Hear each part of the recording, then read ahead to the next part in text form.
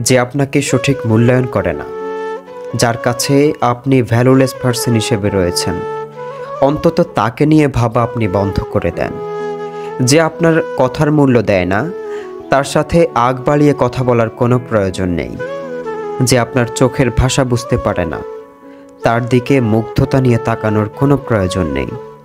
যে আপনার শাসনকে অপমান মনে করে, তার কোনো বিষয়ে আগ্রহ দেখানো আপনার বোকামি ছাড়া আর কিছুই নয়। আপনার পছন্দ অপছন্দের বিষয়ে যার কোনো পদক্ষেপ নেই, তার কাছে আবদার করাটা নিতান্তই হাস্যকর।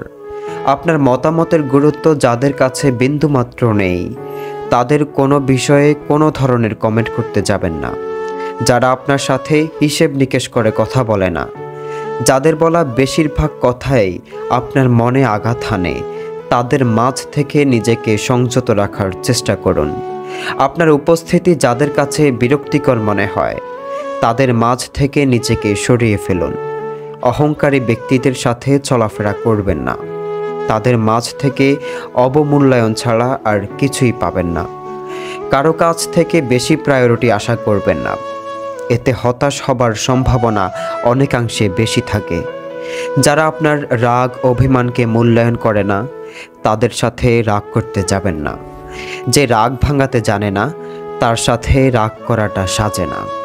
ইয়াস।